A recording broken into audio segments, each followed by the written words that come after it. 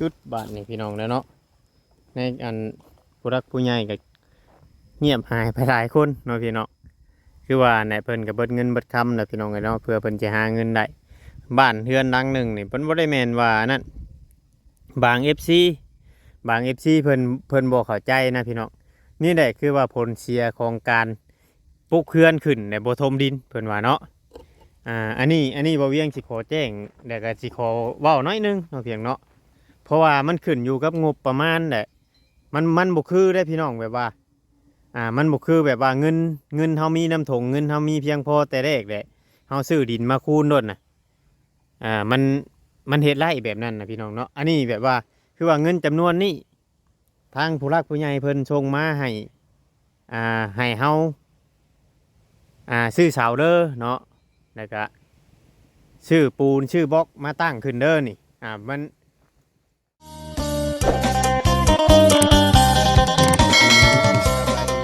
พี่น้องเบิดสู่คู่สู่คนพี่น้องเนาะเบิดสมองสบอนว่าสิเป็นพี่น้องทางฝั่งลาวเนาะกับสวัสดีพี่น้องทางฝั่งไทยอีกทีนึงพ่อกับช่อง YouTube ของว่าเวียงใจใจเกินร้อยเพียงเนาะแม่FC เบิดสู่คู่สู่คนเนาะเพียงเนาะว่าสิเป็นภายในประเทศหรือว่าอยู่ทางต่างประเทศอยู่ทางอเมริกาเนาะเพียงเนาะที่เพิ่นเบิ่งเพิ่นชมคลิปช่อง YouTube ของว่าเวียงแต่ต้นเสมอมาเนาะเพียงเนาะทุกๆคลิปมาไหนพี่น้องเนาะที่ว่าเพิ่นคอยให้กำลังใจและฝากความห่วงใยถามความคิดฮอดคิดถึงไปถึงทุกคนเนาะเพียงเนาะไปถึงทุกคนที่ว่าน้องๆว่าจะเป็นผู้นั้นผู้นี้เนาะเพียงเนาะที่ว่าอยู่ในทีมงานสร้างก็ขอมุกขอบใจละลายพี่น้องเลยแล้วก็มื้อนี้บ่เวียงเข้ามาทางบ้านทางเรือนของน้องๆเนาะเพียงเนาะแต่ช่วงนี้กับบรรยากาศก็เงียบเงาเนี่ยเพราะว่าทางน้องๆเพิ่นบ่ได้มีเวียกเฮ็ดแล้วเนาะเพียงเนาะก็เวียกงานกับเบิดไปแล้วพี่น้องเวียกงานก็คือเว้าแหละพี่น้อง ส่วนทางลุงแก้วก็ลงไปเฮ็ดวัดเนาะเพียงเนาะไปเฮ็ดวัดช่วยกับชาวบ้านเนาะเพียงเนาะบ่เวียงเข้ามาอัปเดตหรือว่ารีวิวเบิ่งเฮือนของหรือว่าเฮือนของสร้างพุทธนำกันหั่นน่ะเนาะพี่น้องเนาะสองผัวเมียเพิ่นก็คือว่าบ่เห็นไผอีกมื้อนี้เนาะเพียงเนาะว่ามาไปสิมาสระดินสระหยังฮักก็ถือว่าเพิ่นสระไปเมื่อวานนี่หลายๆเติบแล้วพี่น้องเอ้ยเนาะดินตกเคลียร์เสียหายนี่อยู่ทางนอกพี่ก็หลายเติบพี่น้องเอ้ยนี่ก็ เพิ่นดูดเพิ่นปรับดินแถวนี่เติบพี่น้องหลายเติบเนาะดินมันออกอยู่ในออกวิทย์ห้องเงินเจ้าของนี่ก็ประมาณอยู่3 รถปลายดินถมนี่ก็คือว่าเมื่อวานนี้เนาะเพิ่นได้พากันมาสระเพิ่นพากันมาสระวานนี่ได้อยู่4 ห้องยังเหลือ2 ห้องบาดนี้พี่น้องยังเหลือ2 ห้องนี่ก็ถ้าเพิ่นมานี่ก็อีกมื้อนึงเนาะอีกมื้อนึง2 มื้อน่าจะแล้วก็ถือว่าไวเติบอยู่พี่น้องเนาะก็ถือว่าไวเติบพอสมควรฝนตกใส่บัดนี้ก็คือสิเน้นหน้าดีเนาะเพียงเนาะมารีวิวให้พ่อแม่พี่น้อง FC ได้เบิ่งได้ชมนำกันเพราะว่าถ้าเฮาบ่ถ่ายเนาะเพียงเนาะถ้าเฮาบ่ถ่ายก็อาจจะบ่มีคนเห็น FC ก็อาจจะลืมไปเลยเนาะเพียงเนาะ FC ก็อาจจะลืมไปเลยแล้วก็ช่วยน้องๆมาทุกคนเนาะเพียงเนาะมาถึงเฮือนผู้ช่วยบาดนี้พี่น้องเอ้ยมาถึงเฮือนผู้ช่วยเลยตกสะงือบาดนี้เนาะเนาะพี่น้องบัดมาฮอดเฮือนผู้ช่วยแล้วก็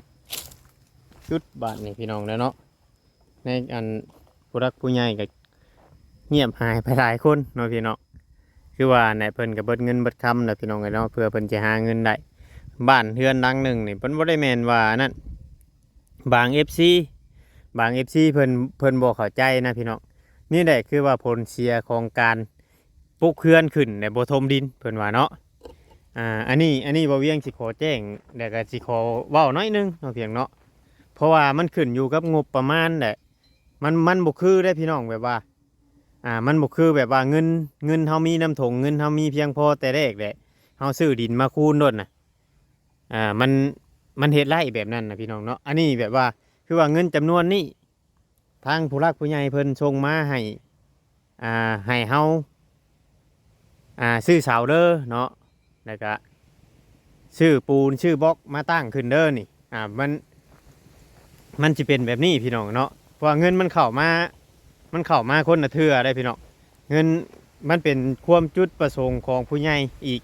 หรือว่าเพิ่นสั่งงานมาถ้าเงินเข้ามาก้อนเดียวบึ้มเข้ามาบาทเดียวแต่เฮาเฮ็ดหยังกะมันก็เฮ็ดไรเนาะฮู้เบิดทุกคนแนวเฮ็ดแต่ว่ามันเฮ็ดบ่ได้ย้อนงบประมาณเนาะพี่น้องเนาะยันเพิ่นบ่เข้าใจเพิ่นว่าคืออันชวนลายเห็นพากันตั้งเฮือนขึ้นแหละมีแต่ตั้งเฮือนขึ้นแหละพากันเอาดินมาใส่น้ำดังนะพี่น้อง FC หลายมุมมองหลายคนหลายเว้าเนาะพี่น้องเนาะเพราะว่ามันก็ขึ้นอยู่กับงบประมาณของผู้รักผู้ใหญ่เพิ่นส่งมาแต่ละเทื่อได้เพิ่นบอกให้เฮาเป็นสะพานบุญให้แล้วเพิ่นบอกให้เฮาเฮ็ดแนวนั้นแนวนี้เฮาก็เฮ็ดตามเพิ่นบอกแล้วก็ตามงบประมาณของเพิ่นที่มีอยู่เนาะพี่น้องเนาะให้ FC เข้าใจนำกันเพราะว่าหลายๆคนอาจจะยังบ่ฮู้เพราะว่ามันบ่คือแบบว่าเงินเฮามีน้ำถงแล้วนี่เฮาสิไปถ้าว่าเฮาคิดว่าเฮาสิสร้างเฮือนนี่เฮาก็ต้อง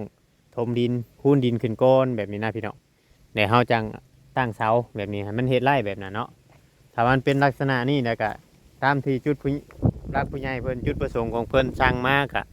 เฮาก็เฮ็ดไปเนาะพี่น้องเนาะก็บ่ว่ากันแต่ถ้าว่าผิดพลาดหรือว่าบ่นั่นก็ต้องกราบขอโทษขออภัยนำ FC เนาะ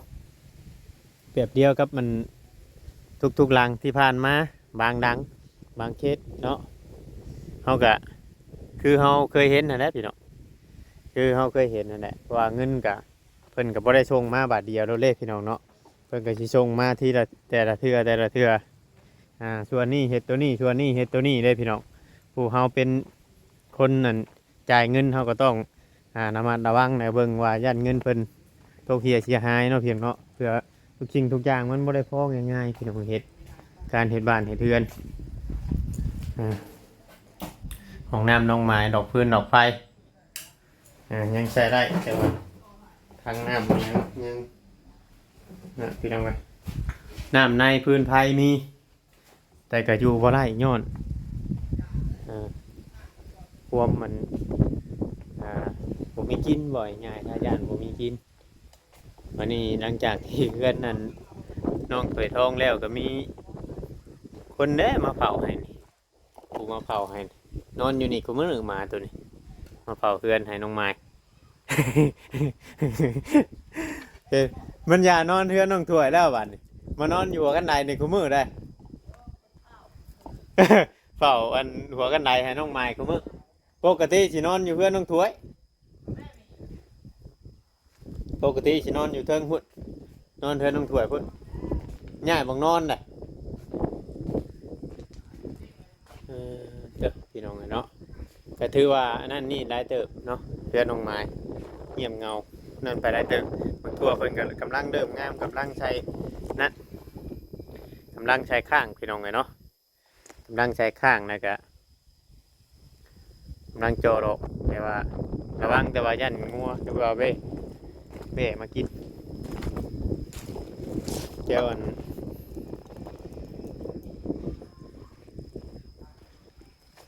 แต่ว่าดินแล้วเนี่ยช่องโดดนึงเนาะพี่น้องมันก็บ่อยากอันนั้นปานใดแหละพอเขาปรับเมื่อนั้นเขาดันเมื่อนั้นก็มันก็บ่งาม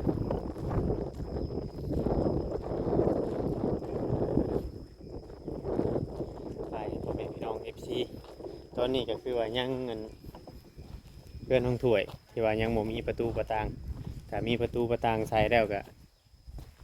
สิดีเนาะเพียงเนาะเพราะว่ามันได้ปิดในทั้งไว้เป็นชื่อทานน้องพระเจ้าบ่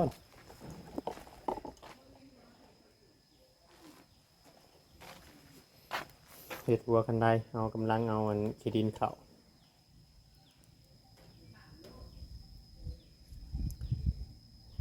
นั่งเอาขี้ดินเข้ากันได้เนี่ยสิกอยปูนกอยยังหรือว่าเทเนี่ยนี่ยิงทุกอย่างเลยพี่น้องถ้าบ่มีคนเผาเงินอีกอะแบบนี้ได้พี่น้องเครื่องไม้เครื่องมือเนี่ยชุบเพิ่นไหวแบบนั่นได้พี่น้องถ้าว่ามีคนมาจับมายังไปนี่ก็บริจักยังเพราะว่า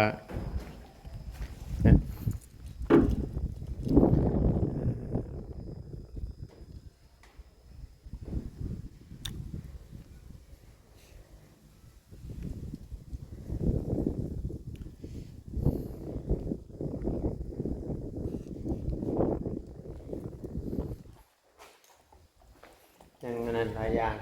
เพื่อนเพื่อสิได้เอาแต่ละหลังมันโมเมนต์ของง่ายดูประตางแต่เพื่อนน้องหลานเนี่ยก็ยังบ่สมบูรณ์แต่ก็อยู่ไร่เพราะว่ามีประตูประตางบนเฮานั่นน่ะก็ยังถือว่าโอเคอยู่ซ้ำนะแต่สำหรับเพื่อนน้องถวยนี่ถ้าว่ามีประตูแล้วก็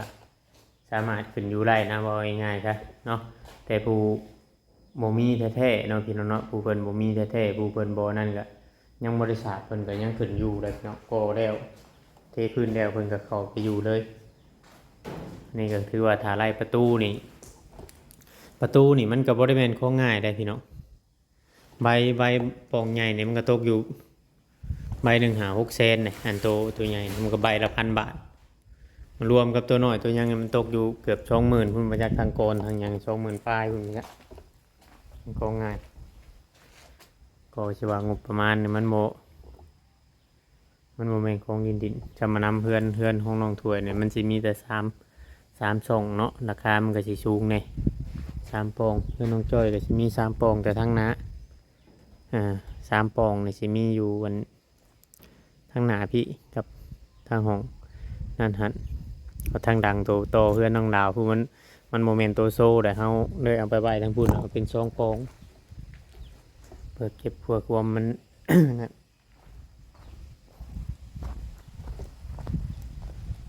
พี่น้องมาถ่ายหรือว่ามาอัปเดตให้พ่อแม่พี่น้อง FC ในเบิ่งในชมกันอีกทีหนึงถ้าว่าผิดพลาดหรือว่าบ่นวนนอนหูผู้ใดก็ต้องกราบขอโทษขออภัยดังนั้น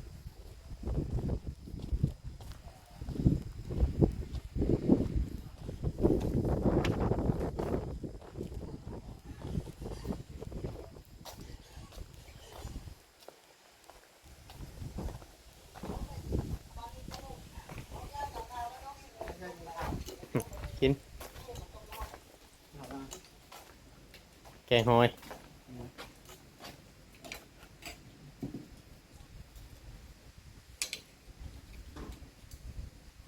เจอกับต้มมีหอยยังหอยตะกั่วงบ่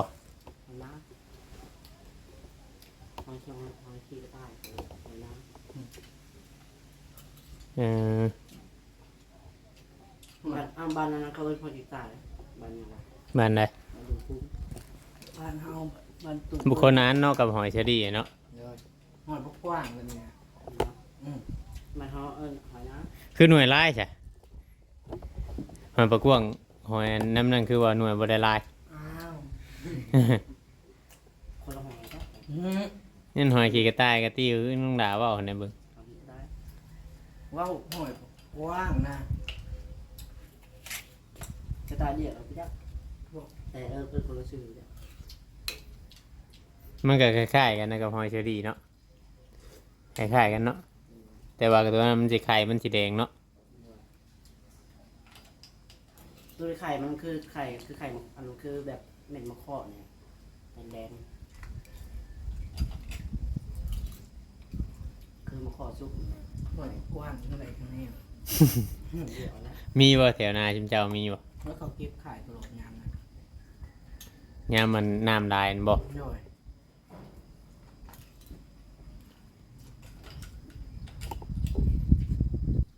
บางบ้านก็มันบ่ได้มีได้หอยนั่น หายาก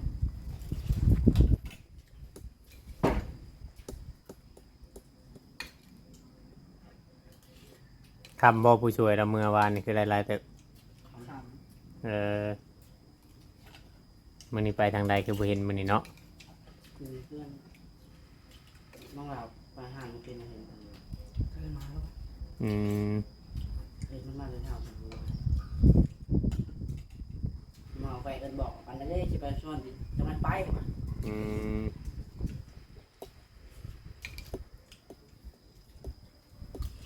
อยากเฮ็ดอีกมื้อนี้มื้ออื่นก็อยากแล้วได้เนาะหากแต่ว่าพื้นเทือนกับพื้นนั้นดินในซ้ำกันได้เนาะ บ่อนั้น เพียงกันได้มันเป็นเดินน่ะ อยู่คนสั่งงานหรอสั่งงานบริเวณ แต่ทำบิดปุ่นเนาะ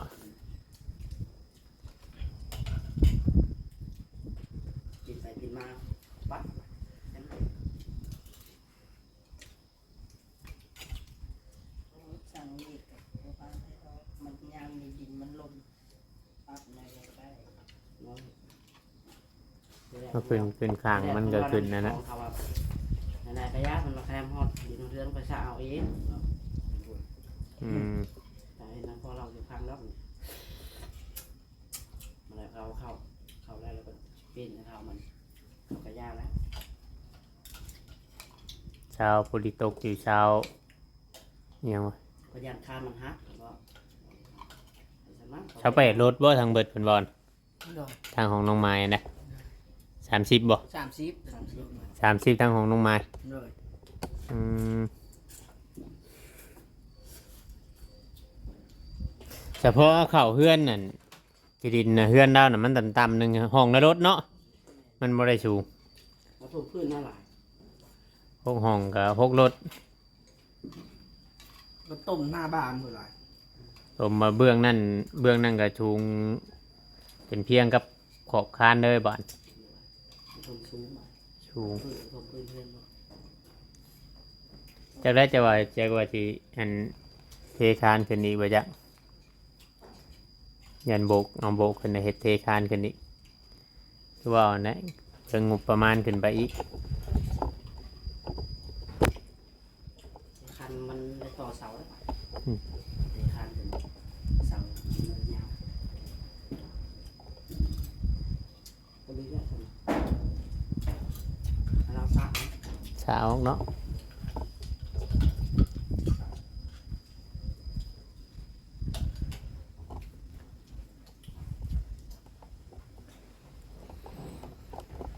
น้องถ้วยคือบ่กินน้ำหมู ผิดแล้ว อืม กินเช้า ลูกนี่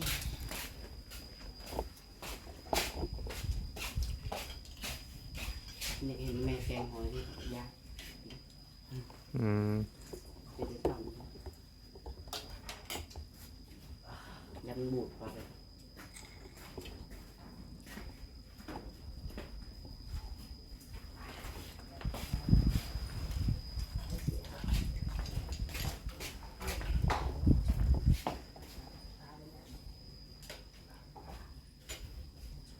เปิดน้ำบ่ต้องจอยคือต้องนี่อืมดื่มเด้ออย่าดื่มนั่นนะ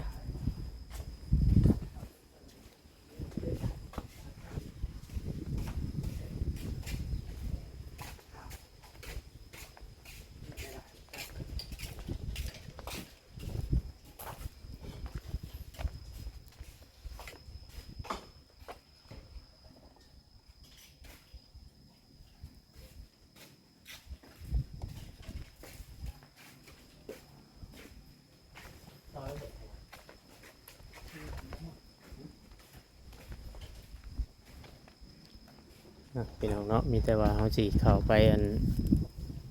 เดือนนั้นพอน้องไม้ตามนี้เนาะพี่น้องเดี๋ยวก็เอานุ่มไปให้ทางน้องนิ้วก่อนพี่น้องเนาะว่าเราก็ได้เข้าไปเพิ่งเติมได้ชื่อไปให้ตั้งแต่ตะกี้พุ่นเกี่ยวว่าเบิดแล้วประจักษ์พี่น้องเนาะยันว่าเบิดแล้วประจักษ์ก็เลยสิได้เข้าไปเบิ่งอีกบัดนี้เนาะพี่น้องไปเบิ่งเพราะว่าทางอันผู้รักผู้ใหญ่เพิ่นให้เอาเวียงชื่อมาให้เทื่อหน่อยเพิ่นว่าเนาะตอนน่ะแต่ก็ยังบ่ได้อันเอานั่นเลยพี่น้องเนาะชื่อมาให้ตะกี้12-13ปองนี่แหละพี่น้องเนาะวันนี้ชื่อเข้ามาอีกนั้นยันว่ามันเบิดเลยสิอันเอาเขาไปให้เพิ่นอีกวันนี้เลยจังไดก็มีแต่ว่าตามที่ผู้หลักผู้ใหญ่เป็นสั่งมาเนาะเพียงเนาะเฮ็ดดีกว่าเฮาบ่ได้อันถ่ายบ่แม่นพี่น้องเบิ่งโดนเติบแล้วบางคนเพิ่นก็ยังคิดฮอดคิดถึงอยู่ผู้ใดเพิ่นเป็น FC ของมันเพิ่นเนาะเพียงเนาะเพราะว่าบาง FC ผู้เพิ่นบ่สนใจเพิ่นก็บ่อยากให้เฮาถ่ายเนาะเพียงเนาะจังไดมันขึ้นอยู่กับจุดประสงค์ของผู้หลักผู้ใหญ่และสิ่งที่เฮาเฮ็ด สำหรับคลิปนี้กับผมมีอย่างไรพี่น้องฝากกดไลค์กดแชร์คือเก่าเนาะส่วนว่าจะเป็นอะไรกัน